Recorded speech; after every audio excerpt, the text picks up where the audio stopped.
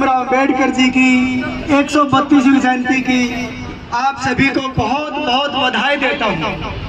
साथियों, यदि हम जाति पाति में विश्वास रखते हैं तो हम गुरु रविदास के वंशज नहीं हैं। यदि हम जाति पाति में विश्वास रखते हैं तो आप गुरु रविदास की विचारधारा से भिन्न हो जाते हैं। यदि आप किसी से प्रेम नहीं करते, यदि आप किसी से प्रेम नहीं करते तो उस महान संत कबीर की विचारधाराओं के विरुद्ध जाते हैं, जिसने कहा था कि पोथी पोथी जग भयो पंडित भयो न कोय, और इसे तो 2.5 अक्षर प्रेम का पढ़े सो पंडित होए। यदि आप प्रेम रूपी अपने आप को नहीं जगा पाते हो तो आप संत कबीर के वंशज नहीं हो। यदि आप किसी दूसरी महिलाओं के आप मान नहीं रख सकते तो आप गुरु वाल्मीकि के वंशज नहीं हैं, क्योंकि सीता को श्रेय किसने दिया? हमारे गुरु वाल्मीकि जी ने दिया। जब हमारे गुरुओं ने हमारे को इतनी अच्छी शिक्षाएं दी हैं तो हम उनके बताए गए मार्ग पर चले।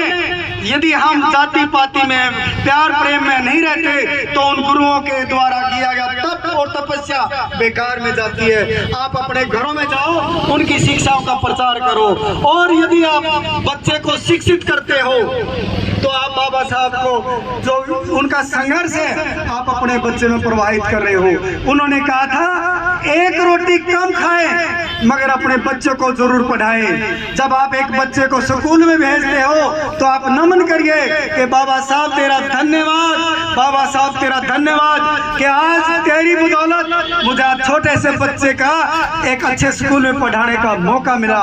बाबा साहब तेरा धन्यवाद, बाबा साहब तेरा धन्यवाद। बाबा साहब जब स्कूल में गए, किसी भी स्कूल में एडमिशन नहीं हुआ, किसी भी स्कूल में एडमिशन नहीं हुआ। बाबा रामदेव सकपाल जी दर ठोकरे खाते रहे, हर स्कूल में जाते एडमिशन के लिए तैयार होते।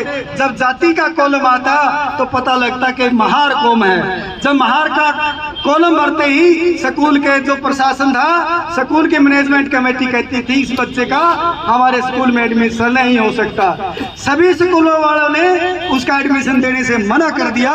लास्ट में एक मिलिट्री का स्कूल था, राव सकपाल जी मिलिट्री मैन होते कारण उस स्कूल के अंदर एडमिशन होने का मौका मिला। लेकिन खाली मौका नहीं मिला, उस बच्चे के 5 कंडीशन लग गई, 5 शर्तें लग गई। 5 शर्तें मंजूर की बाबा साहब के पिताजी ने कि मुझे 5 की 5 शर्तें। वो कौन सी शर्त है जो आपके बच्चे के नहीं लगी? पहली कंडीशन ये थी कि ये बच्चा इस स्कूल क्लास के अंदर नहीं बैठेगा, क्लास कमरे के अंदर नहीं आएगा, पहली शर्त। दूसरी शर्त, ब्लैक बोर्ड के ऊपर कभी भी सवाल नहीं पूछेगा। तीसरी शर्त, ये इन बच्चों के साथ बैठकर खाना भी नहीं खाएगा। चौथी कंडीशन, ये इन बच्चों के साथ खेलेगा भी नहीं। 5वीं और जो बहुत गंभीर समस्या थी, जो सबसे कंडीशन थी, क्या थी कि ये इस मटके से अपने आप लेकर पानी भी नहीं पिएगा।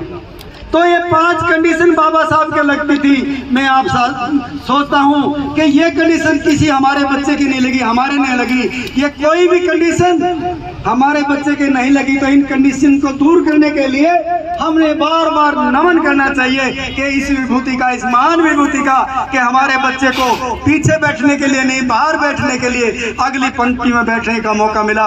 बाबा साहब तेरा धन्यवाद, बाबा साहब तेरा धन्यवाद। मैं इस मौके पर सरकार का भी बहुत बहुत धन्यवाद करता हूँ, विधायक जी का भी धन्यवाद करता हूँ कि इन्होंने 40 साल से हमारा संघर्ष था कि यहाँ एक बाबा साहब की बहुत भव्य इमारत तस्वीर हो, बहुत भव्य फोटो हो। तो हमने सरकार से 21-25 दलों ने मिलकर एक प्रयास किया, विधायक जी से कहे, सरकार से अनुरोध किया, और इस निर्माण में हमें पहले 5 लाख दिए, जैसे भारत भूषण जी ने कहा। एक कमेटी बनी, 5 के 25 बने, 25 के 50 बने, और विधायक जी ने कहा कि 75 50 नहीं, इसके ऊपर जितना पैसा खर्च होता तो लगाइए, सरकार आपके साथ है।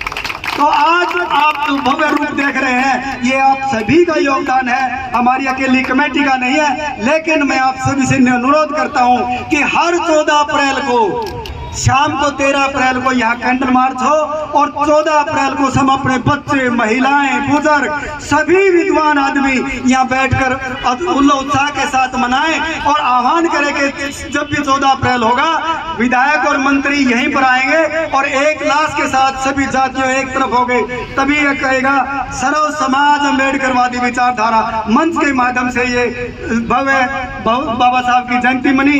इसे के साथ आप सभी को पुनः सभी को बहुत बहुत धन्यवाद देता हूँ और बधाई देता हूँ। जय भीम, जय भारत।